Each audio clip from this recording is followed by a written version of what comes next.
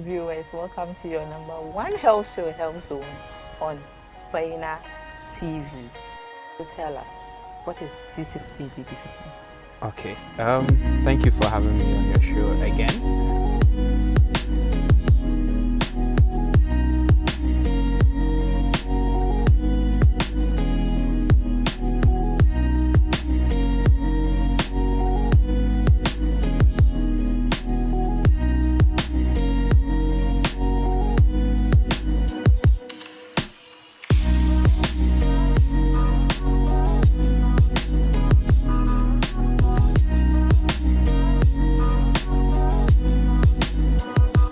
Join me and my guests this and every Wednesday at 4 p.m. on Baina TV. Baina TV, connected to your world. Good evening, welcome to Healthzone on Baina TV. This evening, our topic is endometriosis. So one may ask, what is endometriosis? Endometriosis is a disorder in which tissue similar to the tissue that forms the lining of your uterus grows outside your uterine cavity.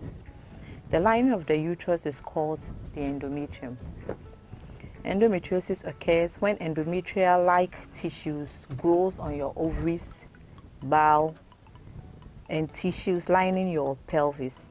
It's unusual for endometrial tissue to spread beyond your pelvic region, but it is not impossible. Endometrial tissue growing outside your uterus is known as an endometrial implant. The hormonal changes of your menstrual cycle affects the misplaced endometrial tissue, causing the area to become inflamed and painful. This means the tissue will grow, thicken, and break down. Over time, the tissue that has broken down has nowhere to go and becomes trapped in your pelvis. This tissue trapped in your pelvis can cause irritation, scar formation, adhesions in which tissue binds your pelvic organs together, severe pain during your periods, and then fertility problems. Endometriosis is a common gynecological condition affecting up to 10% of women. You are not alone if you have this disorder. Symptoms. The symptoms of endometriosis vary. Some women experience mild symptoms, but others can have moderate to severe symptoms. The severity of your pain doesn't indicate the degree or stage of the condition. You may have a mild form of the disease, yet experience agonizing pain. It's also possible to have a severe form and have very little discomfort. Pelvic pain is the most common symptom of endometriosis. You may also have the following symptoms: painful periods, pain in the lower abdomen before and during menstruation, cramps 1 or 2 weeks around menstruation, and then heavy menstrual bleeding or bleeding in between periods. So that's why last week when we talked about dysmenorrhea, menstrual cramps, we indicated that endometriosis was one of the causes of secondary dysmenorrhea, the type of dysmenorrhea that occurs because of an underlying cause. So that's why endometriosis is here again. So other symptoms will include heavy menstrual bleeding or bleeding between periods, infertility, pain following sexual intercourse, discomfort with bowel movements, lower back pain that may occur at any time during your menstrual cycle. You may also have no symptoms. It's important that you get regular gynecological exams, which will allow your gynecologist to monitor any changes. This is particularly important if you have 2 or more symptoms. Treatment. Understandably, you want quick relief from pain and other symptoms of endometriosis. This condition can disrupt your life if it's left untreated. Endometriosis has no cure, but its symptoms can be managed. Medical and surgical options are available to help reduce your symptoms and manage any potential complications. Your doctor may first try conservative treatments, They may then recommend surgery if your condition doesn't improve. Everyone reacts differently to these options. Your doctor will help you find the one that works best for you. Of course, it may be frustrating to get diagnosis and treatment options early in the disease because of the fertility issues, pain, and the fear there is no relief. This disease can be difficult to handle. This disease can be difficult to handle mentally. Consider finding a support group or educating yourself more on the condition. The treatment options may include pain medications. You can try over-the-counter pain medications such as ibuprofen, but these aren't effective in all cases. So in some cases, you may take the pain medications, but it may not be effective. Another treatment is hormone therapy. This includes taking supplemental hormones that can sometimes relieve the pain and stop the progression of endometriosis. Hormone therapy helps your body regulate the monthly hormonal changes that promote the tissue growth that occurs when you have endometriosis. Hormonal contraceptives. Hormonal contraceptives decrease fertility by preventing the monthly growth and build-up of endometrial tissues. Birth control pills, patches, and vaginal rings can reduce or even eliminate the pain in less severe endometriosis. So in the more severe ones, it might not be able to work, but in the less severe ones, birth control pills and vaginal rings, also patches, are able to help out.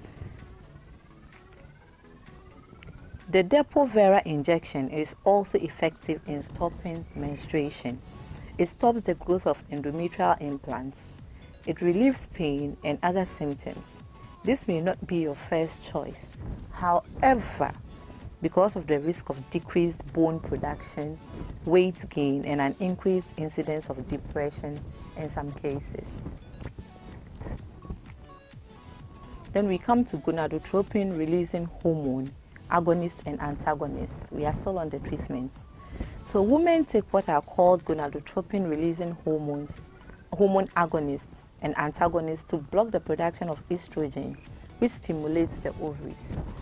Estrogen is the hormone that's mainly responsible for the development of female sexual characteristics.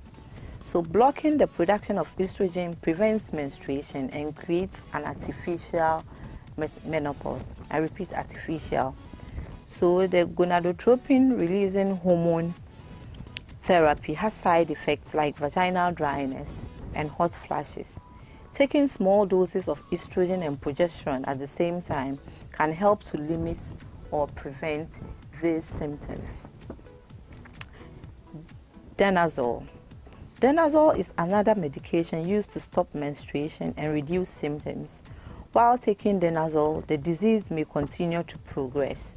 Denazol can have side effects including acne and hirsutism. Hirsutism is abnormal hair growth on your face and body.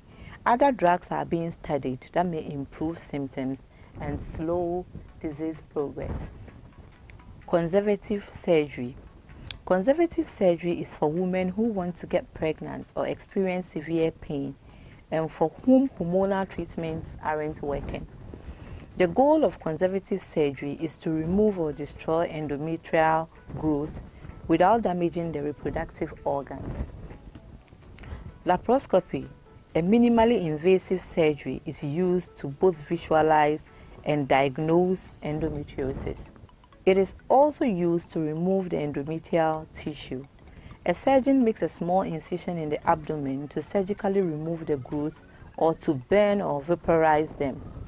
Lasers are commonly used these days as a way to destroy this out-of-place tissue. Last resort surgery, hysterectomy. Rarely, your doctor may recommend a total hysterectomy as a last resort if your condition doesn't improve with other treatments. During a hysterectomy, a surgeon removes the uterus and cervix.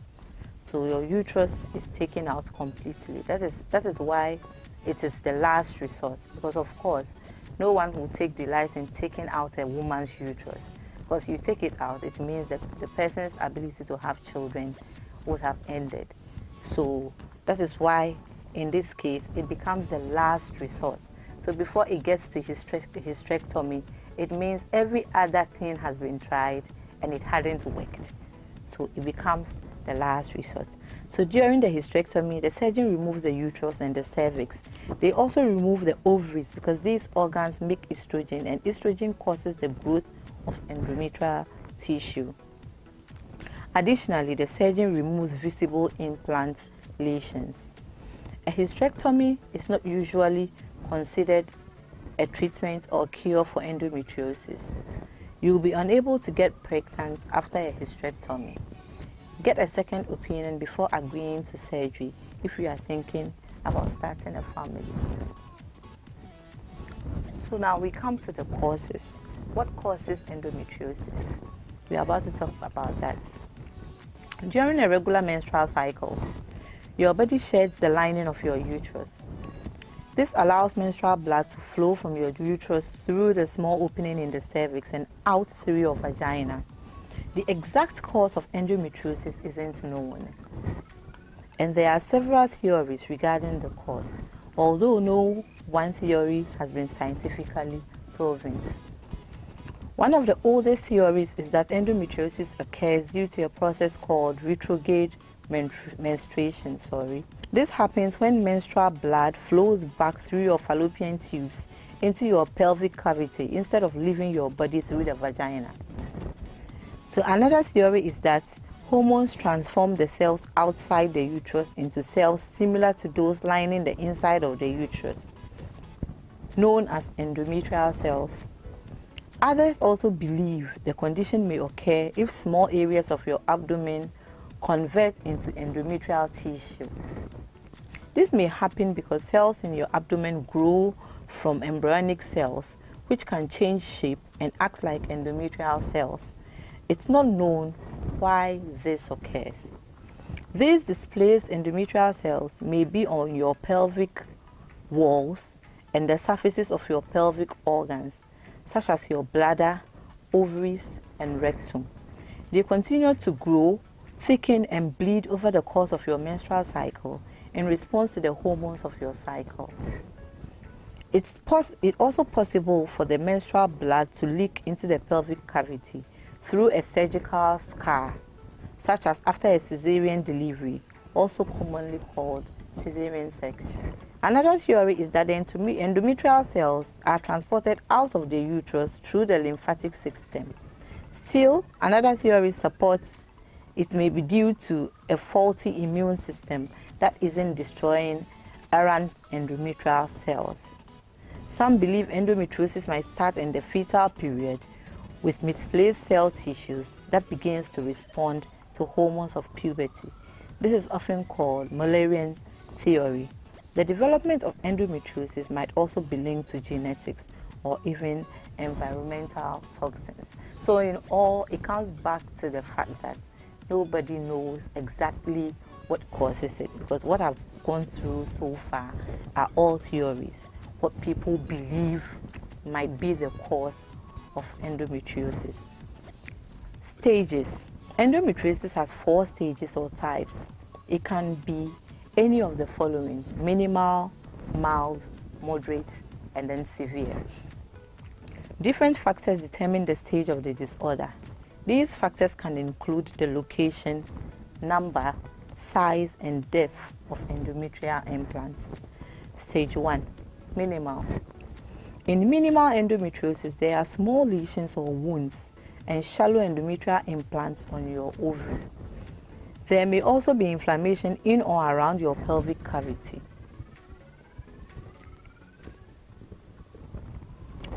So we come to stage 2, which is the mild stage. Mild endometriosis involves light lesions and shallow implants on an ovary and the pelvic lining. Then stage 3, which is moderate. Moderate endometriosis involves deep implants on your ovary and pelvic lining. There can also be more lesions. Then the stage 4, which is severe. And this is the most severe stage of endometriosis, and it involves deep implants on your pelvic lining and ovaries. There may also be lesions on your fallopian tubes and your bowel. So with the severe, the fourth stage, may have the deep implants on your pelvic lining, also your ovaries, and there may also be lesions even on your fallopian tubes and your bowels. How is it diagnosed? The symptoms of endometriosis can be similar to the symptoms of other conditions such as ovarian cysts, pelvic inflammatory disease. So treating your pain requires an accurate diagnosis, because when it starts, you might not know what exactly it is. So your doctor will perform one or more of the following tests. He will take detailed history. Your doctor will note your symptoms and personal or family history of endometriosis to determine if there are any other signs or long-term disorder. Physical exam. During a pelvic exam, your doctor will manually feel your abdomen for cysts or scars behind the uterus. So he will do that physically when he's trying to feel what is actually there. Then ultrasound is another thing your doctor may consider. Your doctor may use a transvaginal ultrasound. They can help your doctor Laparoscopy. The only certain method for identifying endometriosis is by viewing it directly. This is done by a minor surgical procedure known as laparoscopy. Once diagnosed, the tissue can be removed in the same procedure.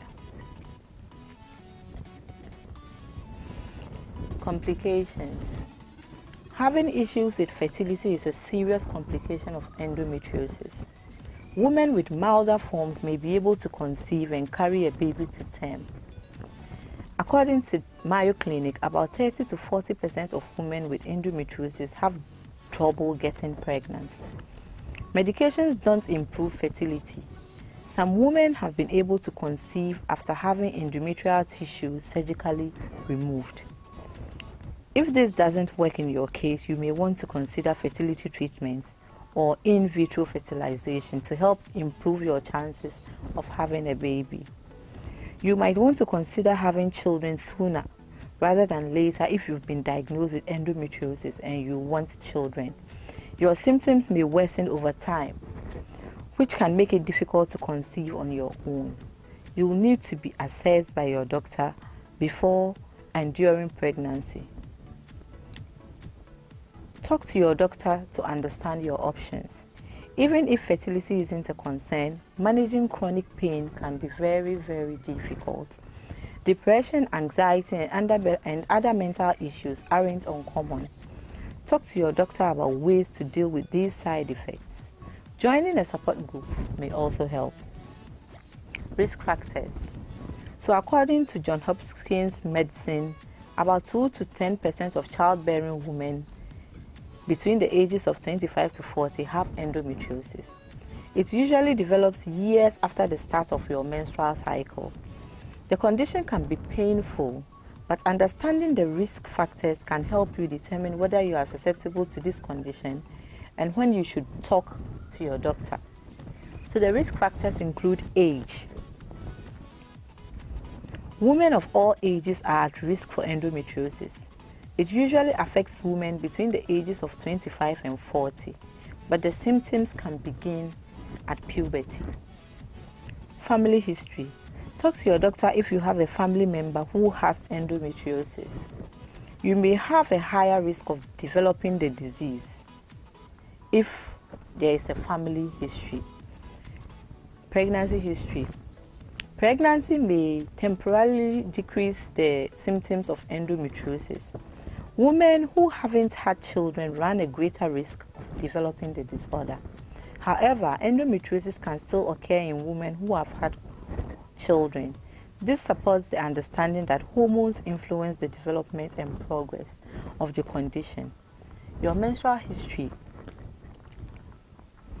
Talk to your doctor if you have problems regarding your period. These issues can include shorter cycles, heavier and longer periods, or menstruation that starts at a young age. These factors may place you at a higher risk. Endometriosis is a chronic condition with no cure. We don't understand what causes it yet. like I said earlier, all the other things that have been said about it and what causes it are theories. No one really has been able to pinpoint the real actual causes of endometriosis. But this doesn't mean the condition has to impact your daily life. Effective treatments are available to manage pain and fertility issues, such as medications, hormone therapy, and surgery. The symptoms of endometriosis usually improve after menopause. That's all we have for endometriosis today. We wouldn't go into it much. It's a bit technical, but I hope my viewers have been able to follow and understand it a bit. At the right time, we'll bring in a resource person and then we talk more on it and open up for more questions to come through for a clearer understanding.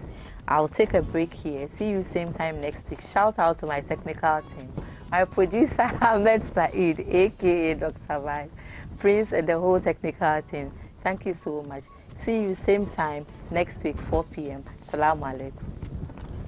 The Healthzone on Paina will tell us what is G6PD deficiency. Okay. Thank you for having me on your show again.